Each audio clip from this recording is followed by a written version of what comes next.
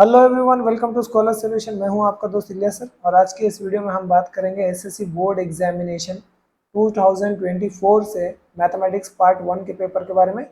इसकी आंसर की देखेंगे। ये पेपर आज ही हुआ है तो इसका आंसर्स जो है आप लोग टिक कर सकते हैं। सबसे पहले 1A की अगर बात करेंगे तो इसका जो फर्स्ट वन का जो ऑप्शन है वो है ऑप्शन नंबर ए। जो सेकंड वन है उसका ऑप्शन है option number B. Third one जो है उसका है ऑप्शन नंबर डी। और फोर्थ वन जो है उसका है option number C. Next one जो हमारे पास है वो है 1B। तो यहाँ हमें इक्वेशन दिया है 17x plus 15y is equals to 11 और दूसरा इक्वेशन था हमारा 15x plus 17y is equals to 21। अब हमें बोला है x माइनस वाई की वैल्यू निकालनी है तो इन दोनों को सेपरेट कर देंगे तो ये साइन चेंज, ये साइन चेंज, यहाँ पर हो जाएगा 2x, यहाँ हो जाएगा -2y और यहाँ हो जाएगा -10। सभी को अगर आप 2 से डिवाइड कर देंगे तो आंसर आ जाएगा x minus y is equals to -5। ये हमारा करेक्ट आंसर रहेगा ऑप्शन क्वेश्चन नंबर 1 का x माइनस वाई का। सेकंड वन है find the first term of the sequence if tn is equals to 3n minus 2। बहुत ही simple question है। आपको t1 निकालने के लिए बोला है तो n की वैल्यू आपको 1 रख देनी है। जहाँ जहाँ n दिख रहा है वहाँ 1, तो 3 into 1 minus 2 that is equals to 3 minus 2, तो इसका आंसर हो जाएगा 1। तो हमारा जो फर्स्ट टर्म रहेगा वो रहेगा 1।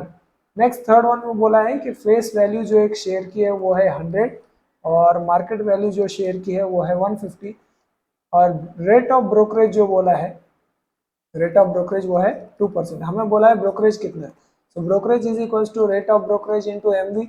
ये हमारे पास फॉर्मूला है। रेट ऑफ ब्रोकरेज है 2% इंटू मार्केट वैल्यू है 150 that is equals to 2/100 into 150। Zero और जीरो को कैंसिल कर दो, 2 1 जा 2 5 जा 5 1 जा और 5 3 जा, तो हमारा आंसर जो ब्रोकरेज का रहेगा वो रहेगा 3।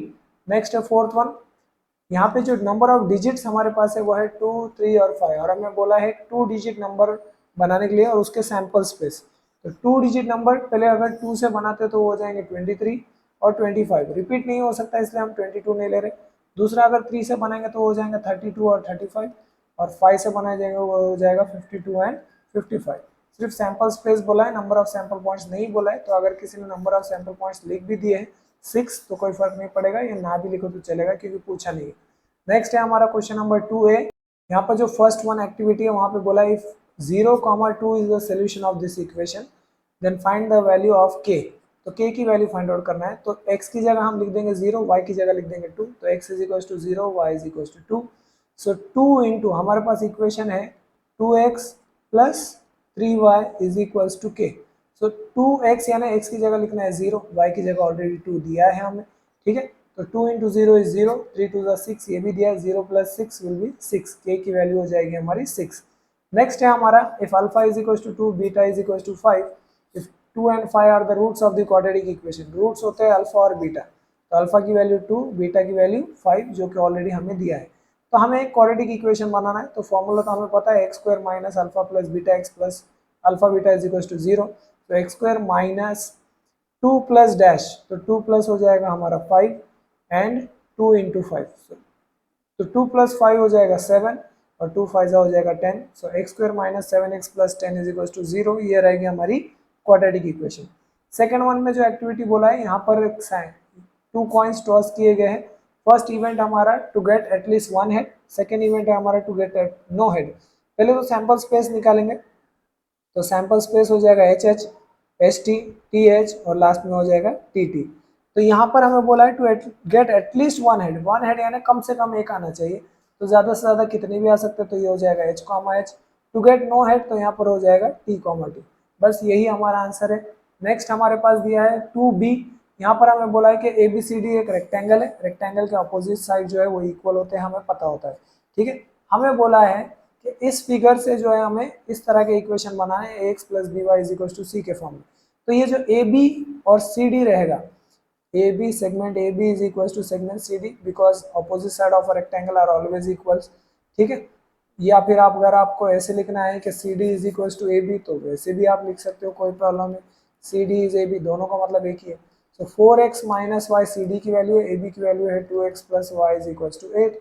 अब लाइक टर्म्स एक जगह ले लो तो 4x minus 2x minus y is equals to 8। तो ये हो जाएगा 2x minus 2y is equals to 8। इस तरह से इक्वेशन बन जाती है। अगर इसको और आपने सॉल्व किया तो ये हो जाएगा x minus y is equal to 4। अब ये चाहे ये इक्वेशन आपने लिखा हो या ये लिखा हो, दोनों करेक्ट ऑप्शन है। नेक्स्ट है हमारा B C is equals to A D. B C की वैल्यू है x प्लस 4 और ए डी की वैल्यू है 2y। तो 2y को इधर ला लो, x माइनस 2y और 4 को उधर भेजेंगे तो माइनस 4। तो ये हमारे दो इक्वेशन रहेंगे। ये रहेगा equation number 1 x minus y is equals to 4 और दूसरा इक्वेशन रहेगा x minus 2y is equals to minus 4। Next है हमारा क्वेश्चन नंबर 2। यहाँ पे क्वाड्रेटिक इक्वेशन दी गई है x square plus x minus 20 is equals to 0। तो यहाँ 20 के फैक्टर्स चाहिए, यहाँ कुछ नहीं है मतलब 1। 20 के ऐसे फैक्टर जिसका डिफरेंस 1 हो तो वो हो जाते हैं 4 और 5। यहाँ फर्स्ट साइन माइनस है, सेकंड साइन माइनस है, तो हम लेंगे bigger number plus, smaller number minus. इस तरह से ये रूल रहेगा। तो इसमें पुटअप अगर करेंगे तो x square plus 5x minus 4x minus 20 is equal to 0। ये दोनों में कॉमन और ये दोनों में कॉमन देखेंगे तो इसमें कॉमन है x, तो अंदर बचेगा x प्लस 5। ये दोनों में कॉमन है माइनस 4, तो x प्लस 5 अंदर बचेगा इज इक्वल टू 0। दोनों में कॉमन है x प्लस 5, बचा है x minus 4 is equal to 0। तो x plus 5 is equal to 0 और x minus 4 is equal to 0। So x is equal to minus 5 और x इज इक्वल टू 4, ये हमारा करेक्ट ऑप्शन रहेगा। नेक्स्ट है हमारा थर्ड वन। यहाँ पे हमें एक AP दिया है। जो AP है वो है 7, 13, 19, 25। इसके हिसाब से T1 यानी A की वैल्यू हो जाएगी 7, T2 इसकी वैल्यू हो जाएगी 13। D की वैल्यू हम लोग निकाल सकते हैं T2 माइनस T1, क्योंकि AP है एक ही बार सॉल्व करेंगे। 13 माइनस 7 हो जाएगा 6। D की वैल्यू 6 है तो Tn यानी T19 इसकी वैल्यू हमें फाइंड करना है। उसका फॉर्मूला है Tn is equal to A plus n minus 1 into D, यानी T19 is equal to A की वैल्यू हमारे पास है 7 plus 19 minus 1 into 6। So T19 is equal to 7 plus 18 into 6। So T19 is equal to 7 plus 18 into 6 अगर आप करेंगे 18 into 6 हो जाएगा 108। सो T19 की जो वैल्यू रहेगी वो रहेगी 115। तो हमारा जो 19 टर्म है वो है 115। नेक्स्ट हमारे पास fourth one, according drawn from a pack of 52। तो sample space, number of sample points जो हो जाएंगे वो हो जाएंगे 52। इसके पहले आपको लिखना पड़ेगा there are 52 playing cards. Playing cards जो होते हैं हमारे पास वो होते हैं 52। तो नंबर ऑफ सैंपल पॉइंट्स जो हो जाएंगे वो हो जाएंगे 52। हमें बोला है कि प्रोबेबिलिटी क्या है कि वो फेस कार्ड है। So let A be the event, so A be the event that the card is a face card. तो देर आर कितने फेस कार्ड होते हैं? There are 12 face cards in a pack of 52। So number of elements in A हो जाएगा 12। Probability of A हो जाएगा number of elements in A by number of sample points, that is 12 by 52। दोनों एक ही table में जाते हैं, वो है 4 का टेबल, 4 3 जा 4 13 जा। So probability of A will be 3 by 13, ये हमारा आंसर रहेगा। नेक्स्ट फोर्थ वन, यहाँ पर आपको बोला है prepare a cumulative frequency distribution table. अब क्यूमुलेटिव फ्रीक्वेंसी टेबल बनाने के लिए आपको सिर्फ और सिर्फ यहाँ पर एक कॉलम बनाना था। राइट साइड में अगर आप एक कॉलम बना लेंगे तो आपका क्यूमुलेटिव फ्रीक्वेंसी आ जाएगा। तो यहाँ पर लिख दो क्यूमुलेटिव फ्रीक्वेंसी, ठीक है। क्यूमुलेटिव फ्रीक्वेंसी यानी क्या? First number as it is, फिर ये दोनों को ऐड करना है और यहाँ लिखना है, तो ये हो जाएगा 650। ये दोनों को ऐड करना है, यहाँ लिखना है, वो हो जाएगा 950। ये दोनों को ऐड करना है, यहाँ लिखना है, हो जाएगा 1000। और यहाँ पर आ जाएगा आपका फ्रीक्वेंसी का total n is equals to 1000। बस इतना ही इसमें सॉल्व करना है। नेक्स्ट है हमारा क्वेश्चन नंबर 3 है। यहाँ पर हमें बोला है the following distribution table is given. तो यहाँ पर हमें मॉडल क्लास चुनने के लिए बोला है। मॉडल क्लास हमें पता है सबसे बड़ा नंबर जो होता है वो होता है मॉडल क्लास। तो ये हो जाएगा हमारा मॉडल क्लास। यहाँ पर हो जाएगी f1 की वैल्यू, इससे हो जाएगी पहले f0, उसके बाद हो जाएगी f2, ये वैल्यू हो जाएगी हमारी l की। मॉडल क्लास पूछा है तो 3.5 से लेके 6.5 ये है मॉडल क्लास। मॉडल क्लास का फॉर्मूला है l plus f1 minus f2 upon 2f1 minus f0 upon minus f2 into h। सारे वैल्यूज दिया है। h की वैल्यू अगर आप निकालेंगे तो 6.5 माइनस 3.5, तो ये हो जाएगा 0, ये हो जाएगा 3, तो इसका आंसर हो जाएगा 3। हाइट जो हमारी वो है 3। तो वैसे यहाँ से देख के भी आप लोग लिख सकते हैं। नेक्स्ट हमारे पास पूरा कैलकुलेशन हमें करने के लिए बोला है। तो वो कैलकुलेशन अगर आप करेंगे 3.5 plus 7 upon 80 minus 60 will be 20 into 3। तो ये कैसे हो जाएगा? सो 3.5 प्लस ये ब्रैकेट अगर हटा देंगे तो मल्टीप्लाई पहले हो जाएगा, तो 21/20 ये हमारा आंसर रहेगा। 20 को अगर 3 पॉइंट, या भी अनलाइक फ्रैक्शन से, अनलाइक फ्रैक्शन को हम लोग अगर क्रॉस मल्टीप्लाई करते हैं तो 3.5 को मल्टीप्लाई करेंगे 20 से तो ये हो जाएगा 70, और 21 को 1 से करेंगे तो 21 डिवाइडेड बाय 20, तो ये हो जाएगा 91/20। तो मोड की वैल्यू रहेगी 91/20। इसको अगर आप फिर से सॉल्व करेंगे 91/20 को, तो आपको आंसर मिल जाएगा 4.55। तो ये हमारा आंसर रहेगा मोड का 4.55। ठीक है, नेक्स्ट है हमारा 3B सेकेंड वन। यहाँ पे हमें फाइनेंशियल प्लानिंग से रिलेटेड क्वेश्चन है। तो यहाँ पे हमें बोला है और total value of a toy car is 2360, उसके ऊपर जो GST लगा है वो है 18%। तो let the toy car total value is x, तो GST इज 18% ऑफ x, यानी 18/100 इंटू x। यहाँ पर क्या आ जाएगा, total value of toy car is taxable value of GST plus toy car plus GST। ठीक है, सो टोटल वैल्यू कितनी है, तो x है, और दूसरी क्या है 18x/100। तो ये कितना हो जाएगा, इसको सॉल्व कर लेंगे। तो ये सॉल्व करने के बाद हो जाएगा 108x/100। 100 को उधर लेके जाएंगे तो मल्टीप्लाई 108 इधर आ जाएगा। सो इसको अगर आप पूरा सॉल्व करेंगे, यानी 2360 इंटू 100 डिवाइडेड बाय 118, अगर ऐसे करेंगे तो इसका आंसर आ जाएगा 2000। तो ये हमारा फाइनल आंसर रहेगा टॉय कार का कॉस्ट। 3B में हमें इक्वेशन दिया है 3m² minus m minus 10 is equal to 0। यहाँ पे बोला है फॉर्मूला यूज करके हमें सॉल्व करना है। So as comparing with ax² plus bx plus c is equal to 0, हमारी जो वैल्यू हो जाएगी a की वो हो जाएगी 3, b की जो वैल्यू हो जाएगी -1, और c की जो वैल्यू हो जाएगी वो हो जाएगी -10। बाय फॉर्मूला, अगर आप फॉर्मूले के हिसाब से सॉल्व करेंगे तो फॉर्मूला है x is equal to -b plus और minus √b² minus 4ac divided by 2a। अब b² माइनस 4ac को चाहो तो पहले भी सॉल्व कर सकते हो आप।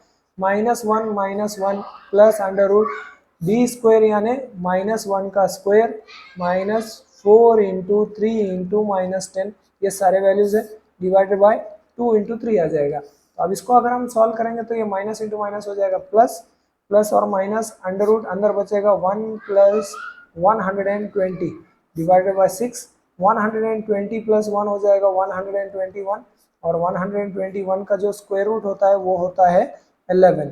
ठीक है, तो ये हो जाएगा x का आंसर। इसके दो आंसर आ जाएंगे, x is equal to 1 plus 11/6, ये हो जाएगा x is equal to 12/6, x is equal to हो जाएगा 2।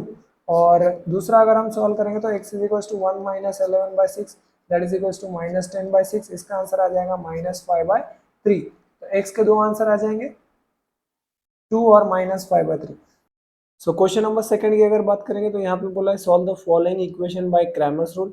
तो फर्स्ट इक्वेशन है हमारा 3x minus 4y is equal to 10, इसको हम दे देंगे इक्वेशन नंबर 1। यहाँ जो a1 की वैल्यू हो जाएगी वो हो जाएगी 3, b1 की वैल्यू हो जाएगी -4, और c1 की जो वैल्यू हो जाएगी वो हो जाएगी 10। जो हमारा सेकेंड इक्वेशन है वो है 4x plus 3y is equal to 5, ये रहेगा हमारा इक्वेशन नंबर 2। यहाँ जो a2 की वैल्यू है वो है 4, b2 की वैल्यू वो है 3, और c2 की जो वैल्यू है वो है 5। अब ये जो a1 b1 c1 और a2 b2 c2 है, इसको लेके हम d की वैल्यू फाइंड आउट कर लेंगे। तो d का फॉर्मूला हमारे पास है a1/a2 b1/b2। इसके हिसाब से अगर हम सॉल्व करेंगे तो हमारा आंसर आ जाएगा a1/a2 का 3/4, और b1/b2 का आ जाएगा -4/3। इसको आप सॉल्व कर लेंगे तो इसकी वैल्यू हमारे पास आ जाएगी 3 इंटू 3 माइनस 4 इंटू 4, 3 3 हो जाएगा 9 minus 16 that is 9 plus 16 that is equal to 25। तो जो d की हमारी वैल्यू है वो है 25।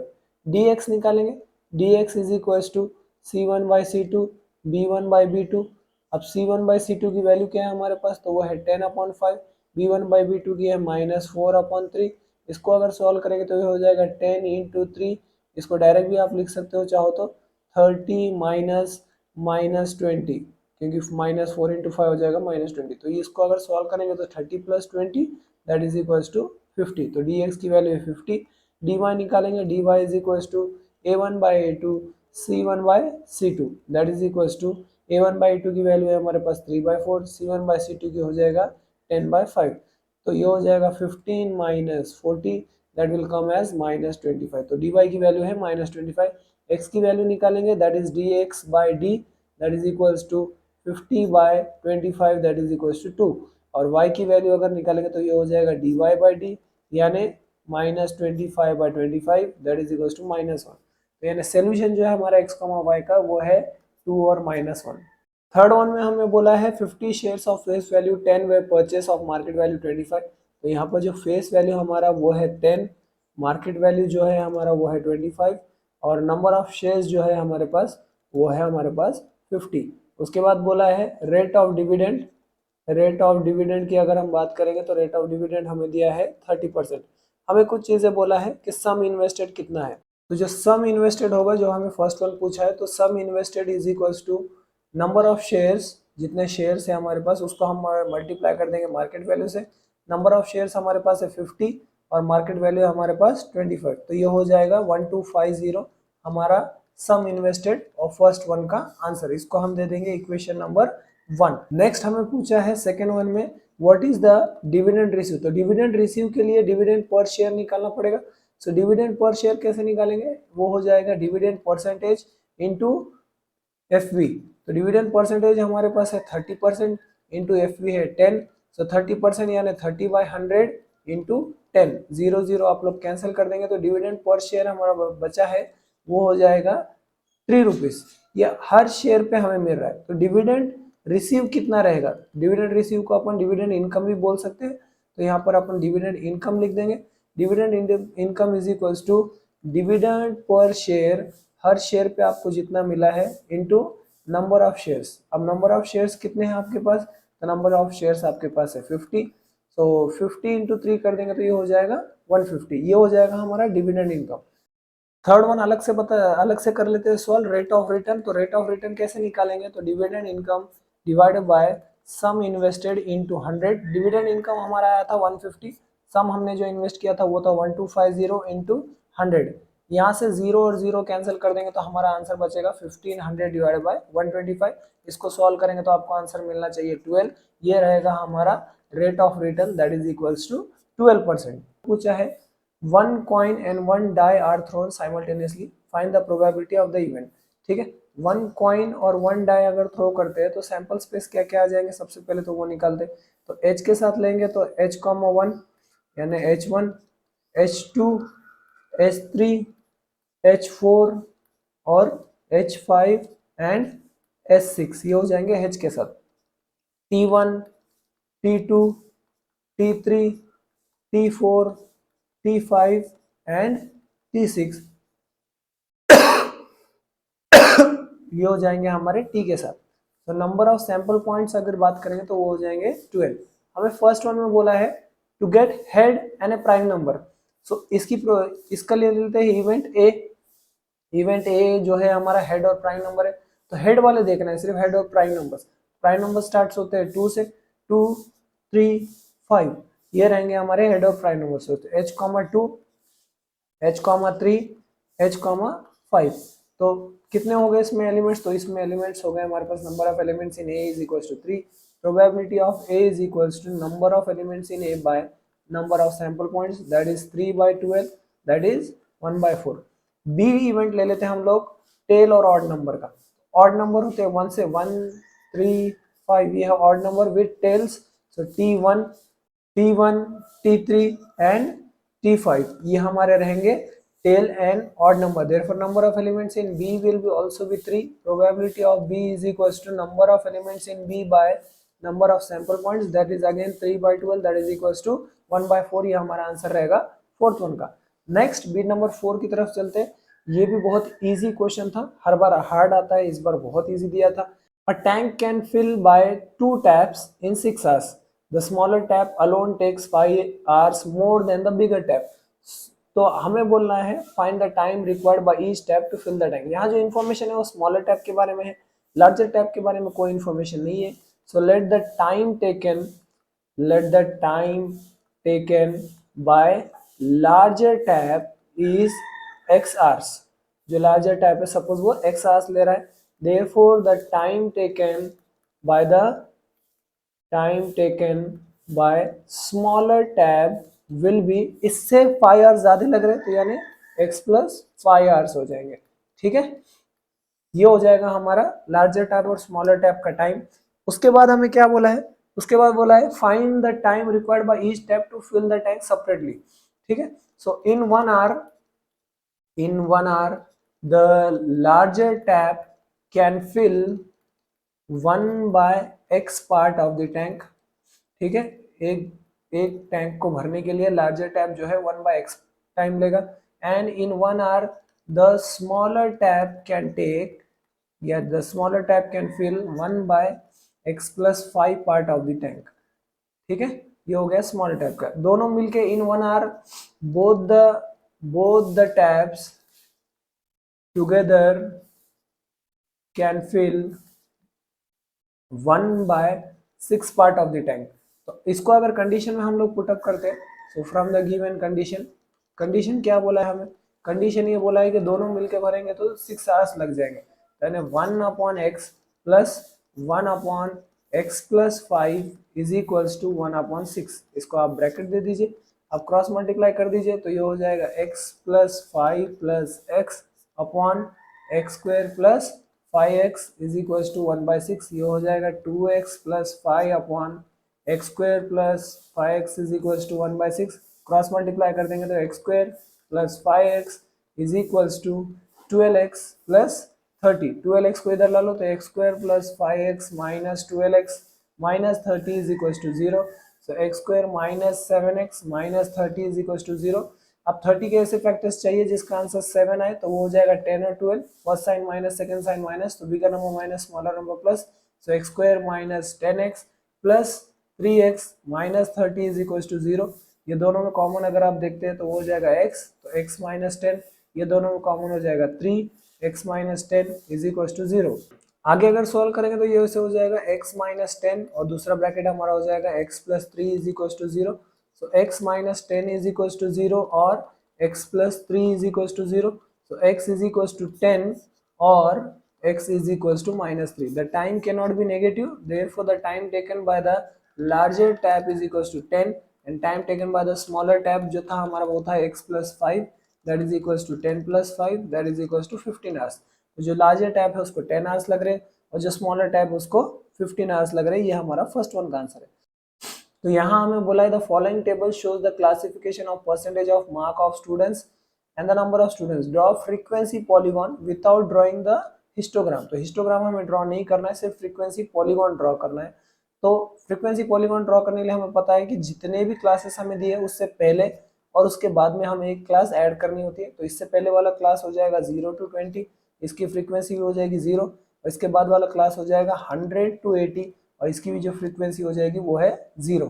अब इसके हिसाब से अगर आप हिस्टोग्राम ड्रॉ कर फ्रीक्वेंसी पॉलीगॉन ड्रॉ करते हैं, कुछ इस तरह से आपका फ्रीक्वेंसी पॉलीगॉन दिखना चाहिए। ये हो गया अपना y एक्सिस, ये हो गया अपना x एक्सिस। इसके हिसाब से हमारा फ्रीक्वेंसी पॉलीगॉन कुछ इस तरह से नजर आएगा। तो इसका स्क्रीनशॉट ले लीजिए और देख लीजिए आपके आंसर्स राइट है या नहीं। नेक्स्ट हमें बोला है इन Mahila Bachat Garh Kavita invested from the first day of the month. On the first day she is invested ₹20, यानी ये हो जाएगी अपनी ए की वैल्यू, T1 की वैल्यू, T2 की वैल्यू हो जाएगी अपनी 40, T3 की वैल्यू हो जाएगी अपनी 60। ठीक है, if she saves like this what would be the total saving in the month of February 2020। अब यहाँ स्पेसिफिक बोला है February 2020, तो 2020 वाज अ लीप ईयर और लीप ईयर में होते हैं 29 डेज फेब्रुवरी के। ठीक है, तो हमें वैल्यू निकालनी है सम ऑफ ऑल टर्म्स, यानी यस एन यहाँ पर हो जाएगी S 29, that is equals to n/2 in bracket 2a plus n minus 1 into D. तो यहाँ क्या क्या वैल्यू लगेगी, तो डी की लगेगी, तो D is equals to T2 minus T1 that is equals to 40 minus 20 that is equals to 20। तो डी की वैल्यू हो जाएगी हमारी 20। इसमें अगर पुटअप करेंगे तो 29/2 in bracket 2 into 20 plus 29 minus 1 into 20। इसको अगर सॉल्व करेंगे तो 29/2 इंटू 40 प्लस 28 इंटू 20। सो 29/2 इंटू 40 प्लस 56, 56 प्लस 40 करेंगे तो कितना हो जाएगा, तो 29/2 इंटू, सो इन दोनों को ऐड कर देंगे तो इन दोनों को सॉल्व करेंगे तो 40 प्लस 560 ये रहेगा। सो 29/2 इंटू इन दोनों को ऐड कर लेंगे तो इसका आंसर हो जाएगा 560 प्लस 40 विल बी 600। 600 को 2 से डिवाइड कर दो तो that will be 300 and total comes to 8700। So the total saving of Kavita in the month of February 2020 is 8700। ये हमारा आंसर रहेगा। ठीक है, नेक्स्ट वन की बात करते हैं। Next beat number 5 question number 1। यहाँ पर हमें एक पाई चार्ट दिया हुआ है और पाई चार्ट में हमें बोला है in the given figure the pie diagram represent the amount spent on different sports by school administration in a year. If the money is spent on football के ऊपर कितना स्पेंड किया है तो 9000। तो यहाँ पर एक फॉर्मूला यूज होता है, वो है theta is equals to value of component by total value of component into 360। तो इसके हिसाब से अगर आप वैल्यू निकालेंगे तो थीटा मतलब फुटबॉल में क्या परसेंट, क्या जो डिग्री दिया है वो कितना है, तो वो है 45। वैल्यू ऑफ कंपोनेंट फुटबॉल का दिया है 9000 क्योंकि 9000 स्पेंड किया। टोटल वैल्यू हमें नहीं पता तो x लेते हैं डिवाइडेड बाय 360। 360 इधर ला लेंगे तो 45 upon 360 that is equals to 9000 upon x। तो ये 1 जा और ये हो जाएगा 8 जा। 1 upon 8 is equals to 9000 upon x। Cross multiply कर दो तो x का आंसर आ जाएगा 72000। तो जो टोटल स्पेंड हुआ है हमें वही पूछा है, what is the first one, what is the total amount spend on sport. तो the total amount spend on sport is 72000। उसके बाद हमें पूछा है what is the amount spend on cricket. हम लोग वही फॉर्मूला लेंगे, theta is equals to value of component by total value of component into 360। तो क्रिकेट का अगर आप देखेंगे तो थीटा दिया है 160, वैल्यू ऑफ कंपोनेंट हमें नहीं पता तो y ले लेंगे। टोटल वैल्यू अभी हमने निकाला 72000 इंटू 360। यहाँ से 0 यहाँ से 0 कैंसिल, 36 1 जा 36 2 जा तो इधर बच जाएगा 200। So 160 into 200 is equals to y। तो ये हो जाएगा 32000 हमारा। तो जो अमाउंट है क्रिकेट के ऊपर स्पेंड किया गया दैट इज 32000। बहुत ही इजी आंसर था ये भी। बीट नंबर 5 में हमें बोला है draw the graph of the equation x plus y is equals to 4। ये इक्वेशन लेके एक ग्राफ ड्रॉ करना है और इसमें सब क्वेश्चन नंबर 1 पूछा है which type of triangle is form by the line with x axis and y axis based on the side। Side के हिसाब से अगर हम बात करेंगे तो कौन से टाइप का ट्रायंगल फॉर्म हो रहा है, तो साइड के हिसाब से 3 ट्रायंगल्स फॉर्म हो सकते हैं, इक्विलैटरल ट्रायंगल, आइसोसेलेस ट्रायंगल या तो स्केलर ट्रायंगल। तो हम देखेंगे पहले ग्राफ ड्रॉ करके कौन सा ट्रायंगल हमें वहां पर मिल रहा है। उसके बाद बोला है find the area of that triangle. जो भी ट्रायंगल बन रहा है उसका एरिया, तो एरिया का फॉर्मूला है half into base into height, सभी का हमें पता है। ठीक है, x plus y is equal to 4। तो यहाँ मैंने कुछ वैल्यूज ली है, आप कोई और भी वैल्यू लेके सॉल्व कर रहे तो कोई प्रॉब्लम नहीं। सपोज x की वैल्यू 3 लेते हैं तो y की वैल्यू हो जाएगी 1, x2 लेंगे तो y भी 2 क्योंकि दोनों का सम जो है 4 है, x4 लेंगे तो y 0 और x5 लेंगे तो y हो जाएगा -1। इसके हिसाब से अगर आप प्लॉट करते हो ग्राफ के ऊपर तो कुछ इस तरह से आपको फिगर जो है फॉर्म होता हुआ दिख जाएगा। तो यहाँ जो हाइट हो रही है उसकी लेंथ देखेंगे तो वो भी है 4 और जो बेस हो रहा है उसकी भी जो लेंथ है वो है 4। सो इसमें दो साइड हमारे इक्वल आ रहे हैं। दो साइड इक्वल आने के लिए ये हमें तीसरी साइड फाइंड करनी होगी। So hypotenuse square is equals to 4 square plus 4 square. तो 4 का स्क्वायर हो जाएगा 16 plus 16 that is equals to 32। अब 32 का कोई स्क्वायर रूट नहीं है तो यहाँ पर हम ले लेंगे 16 into 2 that is equals to 4 root 2। तो ये आंसर आ गया 4 रूट 2। तो यहाँ पर जो साइड तीसरी साइड है वो इक्वल नहीं है ये दोनों को, तो ये एक आइसोसेलियस ट्रायंगल बन रहा है। ठीक है, तो आइसोसेलियस ट्रायंगल बनने के हिसाब से हमारा फर्स्ट वन आंसर हो जाएगा ट्रायंगल जो फॉर्म हो रहा है दैट इज आइसोसेलियस ट्रायंगल या आइसोसेलियस राइट एंगल ट्रायंगल भी आप बोल सकते हो, कोई प्रॉब्लम नहीं। सेकंड वन हमें बोला है कि इसका एरिया क्या है, तो area of triangle is equals to half into base into height. So 1/2 into base इसका कितना है तो 4 है और हाइट भी कितनी है तो 4 है। तो 2 के टेबल में कैंसिल करो तो 2 1 जा 2 2 जा तो ये हो जाएगा हमारा 8। So area of triangle is equals to 8 unit square, ये हमारा आंसर रहेगा। तो आई होप जितने भी आंसर्स आपको बताया गया आपने इसी तरह से सॉल्व किया होगा। अगर आपने कुछ रॉन्ग भी सॉल्व किया है तो अब उसके लिए टेंशन लेने की जरूरत नहीं है। नेक्स्ट ज्योमेट्री के प्रिपरेशन के लिए आप लग जाइए क्योंकि ज्योमेट्री का पेपर अब आपका आने वाला है और उसका आपको सोचना पड़ेगा। सो आई होप आपको ये वीडियो अच्छा लगा होगा। मिलते हैं आपसे एक नए वीडियो में। Till then this is Ilyas sir signing off. Take care.